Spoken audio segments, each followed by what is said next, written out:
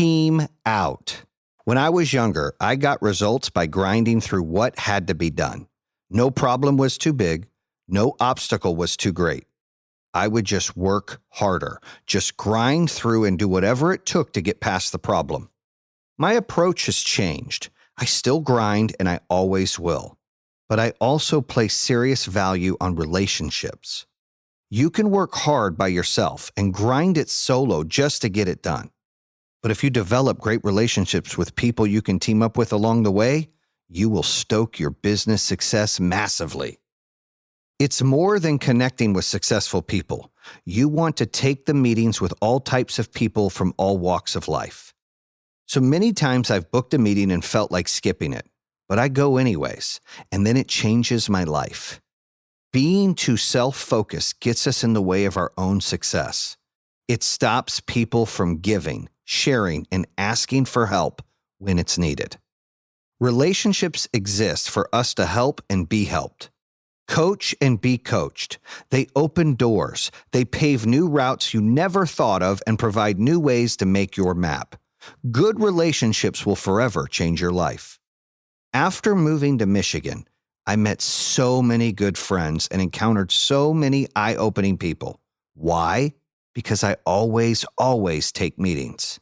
I don't discriminate. I'll talk to a sales guy, business acquaintance guy, podcast listener, billionaire guys and gals who are just starting out, the cashier at Kroger, pretty much anyone who is engaging and willing to connect. And when I do, I'm all in. One meeting comes to mind that I almost didn't take, when someone referred me to an agency that shoots TV commercials. Today, they create a lot of our assets, and it led me to doing business with the Detroit Lions. It almost didn't happen. I resisted the meeting because I never wanted to be on TV. I ran a great company. We had a powerful brand, and that's all we needed.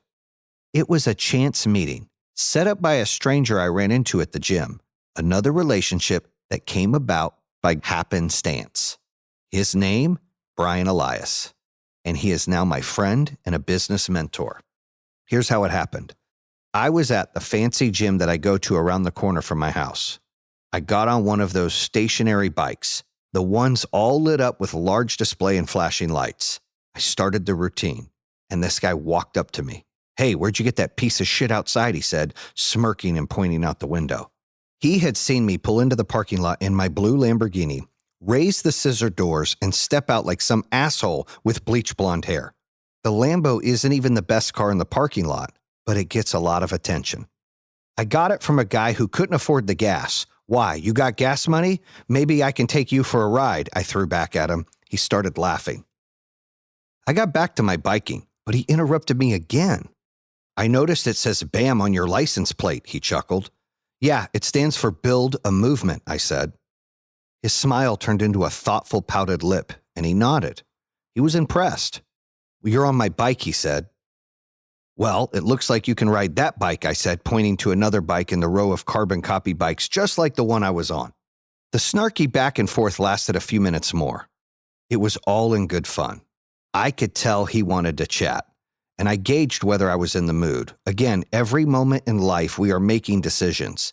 That day I chose to engage him. He asked my name and what line of business I was in. I told him. Right away he recognized me as the solar guy. He'd seen some of our mailers and Facebook ads. Then he introduced himself, "Brian Elias from Hanson's Windows and Siding," he said. Then he sang a jingle.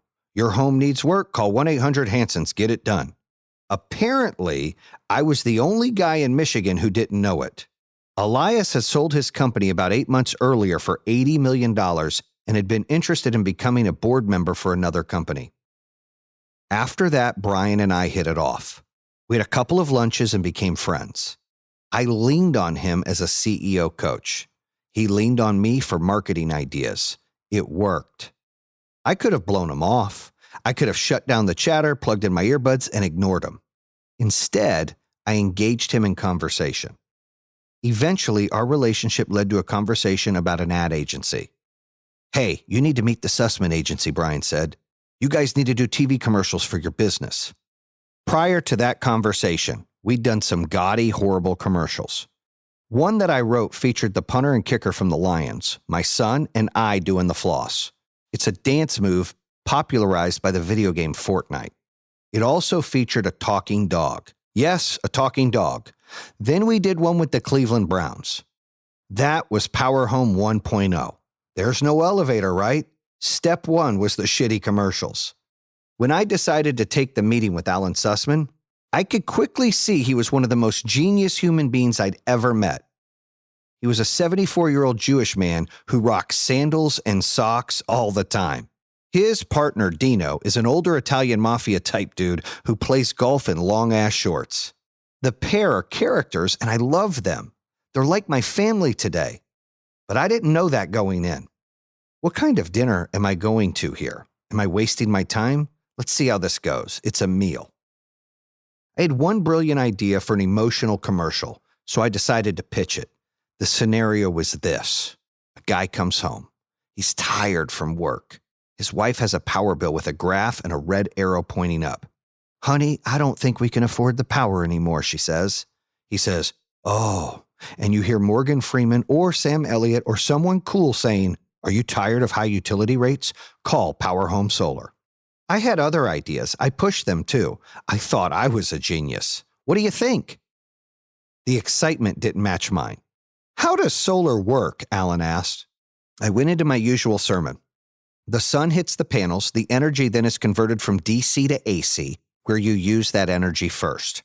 Any extra energy fills up your battery and storage, and you use that at night. Any excess energy above that will go to the meter will run backwards. You get a credit on your bill, they sell your extra power to your neighbor. If your company needed one more sale before you went out of business, who would you want to try to make that sale? Alan said. "Shit, me. I'm the best salesman there is. I can sell solar to anybody." So that night we decided it made sense to put me in 25 million homes. I didn't want to be in the TV commercials, but they knew what was best. Like the Jolly Green Giant is the face of canned veggies, and the little freckled girl is the face of Wendy's. I had to be the face of Power Home Solar. Elon Musk is the face of Tesla. Steve Jobs is known for Apple. It made sense. They were right. Though I did push one last time. How about we get Morgan Freeman? Fast forward. We did an epic commercial with the Detroit Youth Choir at the Fox Theater. They sang, "Let the Sun Shine In." I spoke from my heart, nailed it on the first take. We put my face on all these commercials. Our sales exploded. The point of the story isn't my face or my sales ability, but how much relationships matter. They are critical for success in life. When you open yourself up to other people, they push you, help you grow, and help you win. If you want to live your best life or be successful at anything, you must team out. Small interactions now lead to big outcomes later.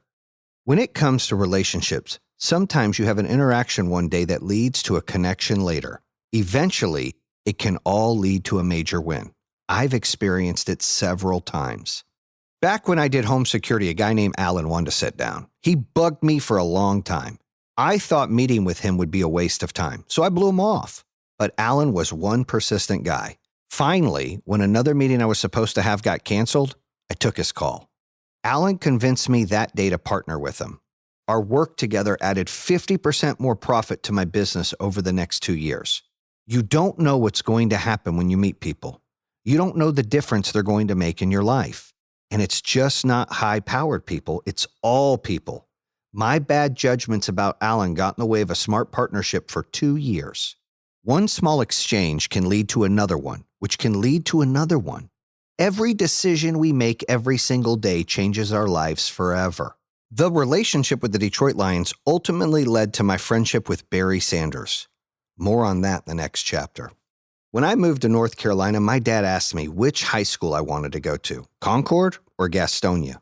I chose Concord. Had I not gone to that school, I wouldn't have met my wife at Central Cabarrus High School. We wouldn't have built an incredible life together and have our kids and grandkids.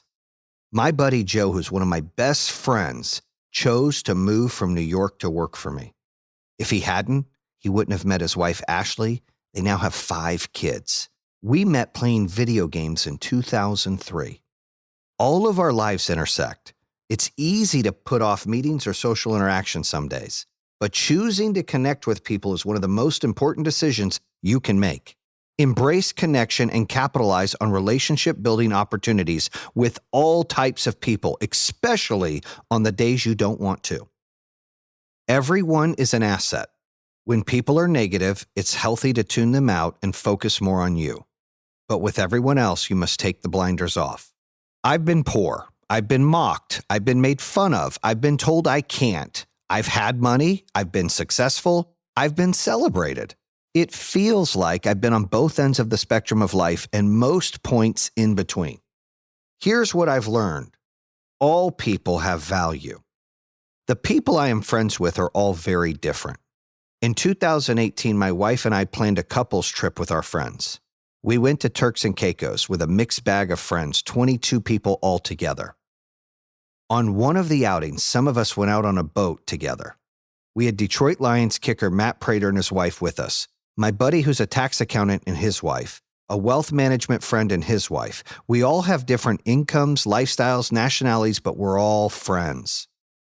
Once a month, we all come together to play games, and we always look to invite more couples.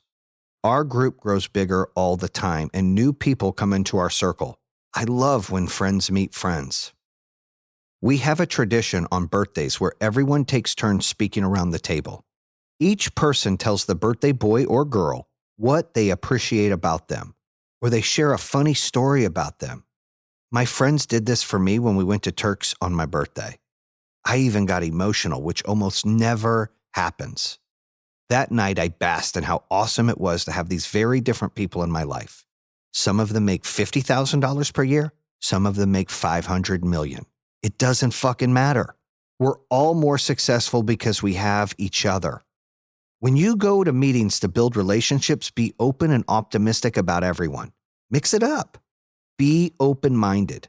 You never know who will teach you the lesson you need to learn, connect you with a person you need to meet, or give you an opportunity that boosts your mission.